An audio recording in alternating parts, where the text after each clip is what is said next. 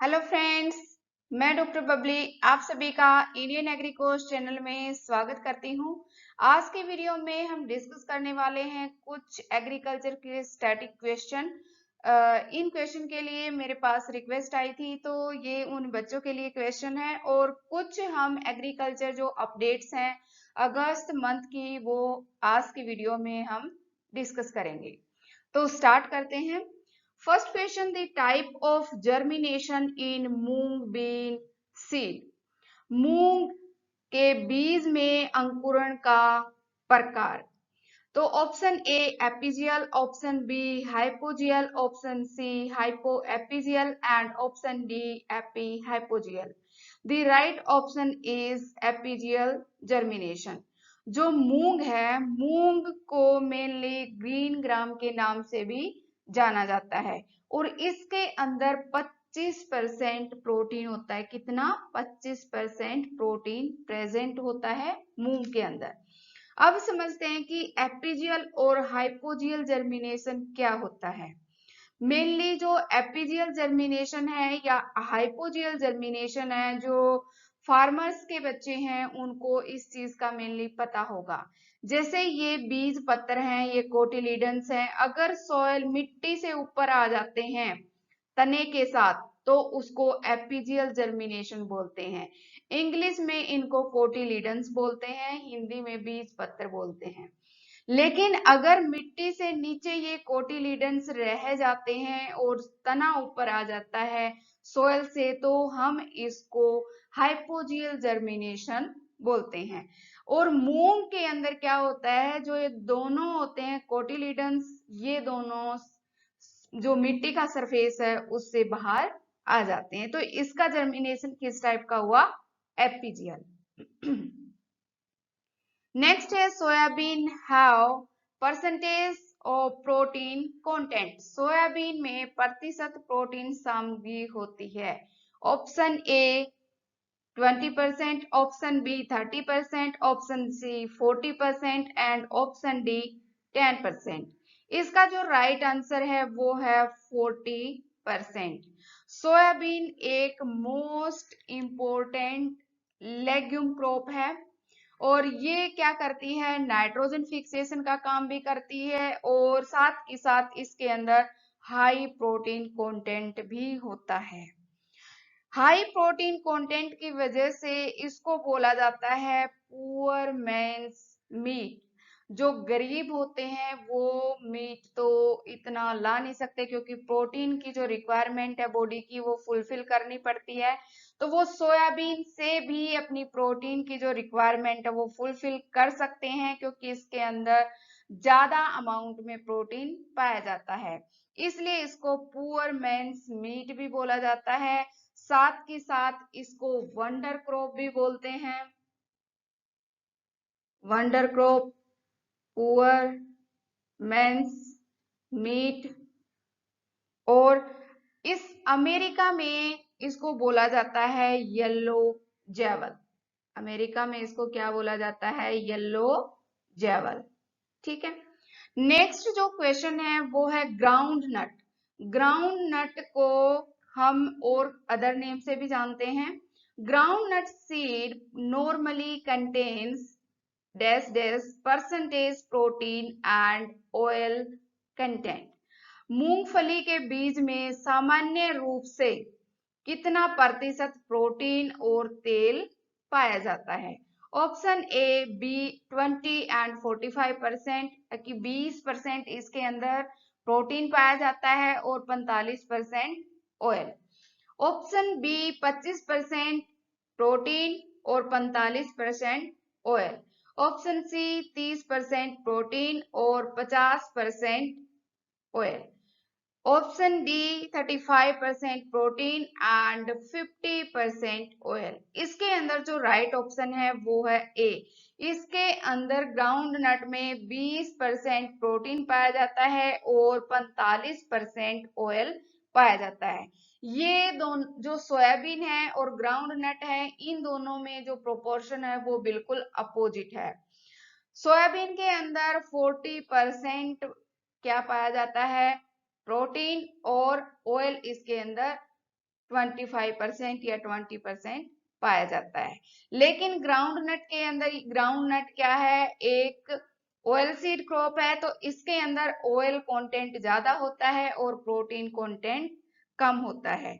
जो other name है ground नट के, इसको हम बोल सकते हैं पीनट भी बोल सकते हैं, मंकी नट भी बोल सकते हैं, और साथ ही साथ ये क्या है, एक लेग्यूम फैमिली से भी बिलोंग करती है। इसकी फैमिली लेग्यूमिनेसी है, फेबेसी भी आप बोल सकते हो, और पेप्लियोनेसी फैमिली भी आप इसकी बोल सकते हो। नेक्स्ट जो क्वेश्चन है वो है कॉटन, जिसको हम कपास बोलते हैं। Cotton belongs to the family, किस परिवार से जो कपास है वो संबंधित है? Option A compositive family, option B malvaceae family, option C cruciferae family, and option D linaceae family. इसका जो राइट ऑप्शन है वो है बी। जो कॉटन है वो मालवेसी फैमिली से बिलोंग करती है। लेकिन जो अदर फैमिलीज हैं वो किस क्रॉप से बिलोंग करती हैं? जैसे लिनिएसी फैमिली है, जो लिनिएसी फैमिली बिलोंग करती है लीन सीड से, जिसको हम अलसी बोलते हैं। अलसी की जो क्रॉप होती है वो लिनिएसी फैमिली की है। नेक्स्ट है क्रूसिफेरी फैमिली। क्रूसिफेरी फैमिली में जैसे मस्टर्ड हम बोल सकते हैं, कैबेज बोल सकते हैं, मतलब बंद गोभी या सरसों की जो क्रॉप होती है वो क्रूसिफेरी फैमिली से बिलोंग करती है। लेकिन जो कंपोजिट फैमिली वाली फैमिली है, उसमें जो क्रॉप आती है वो आती है सनफ्लावर, सूरजमुखी जिसे हम बोलते हैं।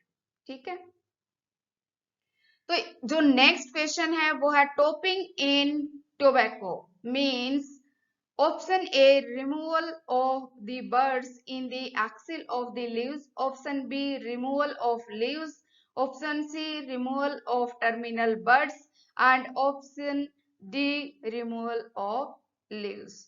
तो इसका जो राइट ऑप्शन है वो क्या है, removal of the buds in the axil of the leaves. तो राइट ऑप्शन क्या है, ए है।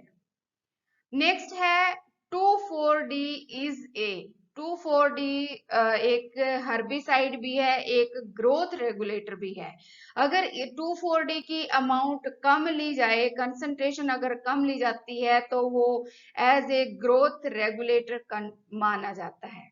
लेकिन अगर 2,4-D की अमाउंट ज्यादा ली जाती है तो उसको एज ए वीडीसाइड भी माना जाता है। तो इसके दोनों ऑप्शन हो गए ए एंड बी। तो राइट ऑप्शन कौन सा हुआ, डी। नेक्स्ट है the first irrigation in wheat is normally recommended at. गेहूं में पहली सिंचाई सामान्यतः रूप पर करने की अनुशंसा की जाती है।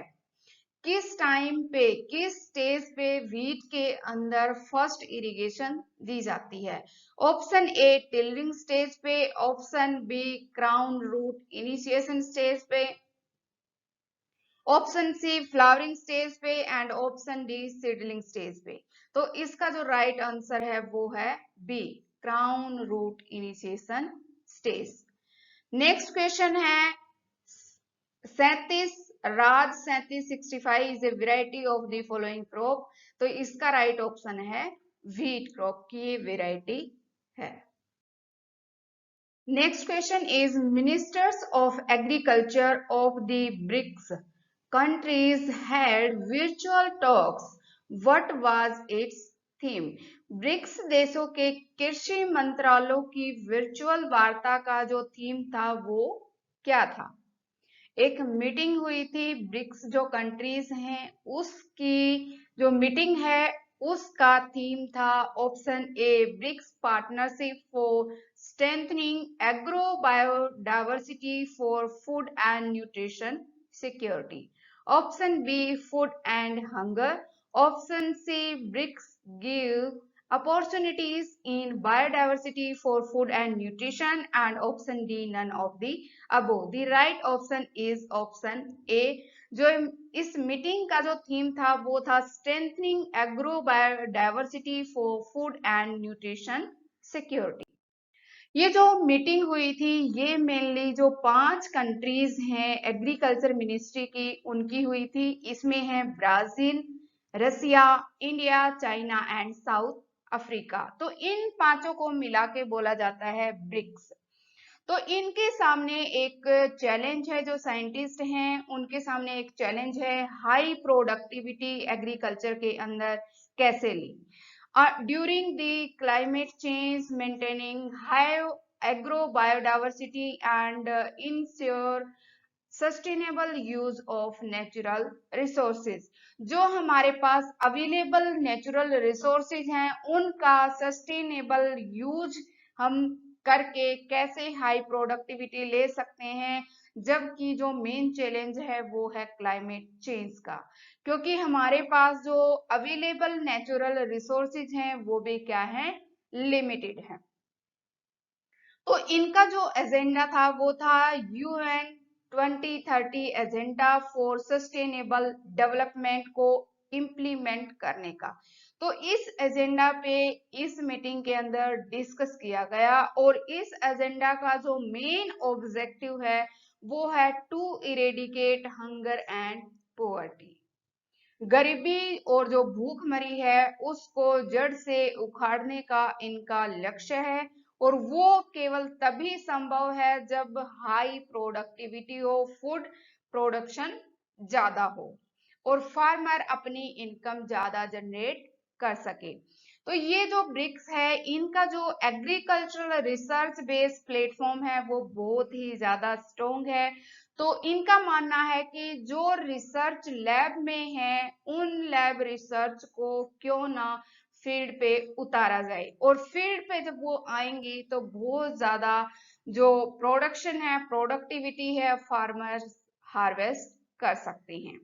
और इसका जो एक्शन प्लान है 2021-24 के लिए एग्रीकल्चरल जो कोऑपरेशन ब्रिक्स कंट्रीज है वो भी डिस्कस किया गया इस मीटिंग के दौरान।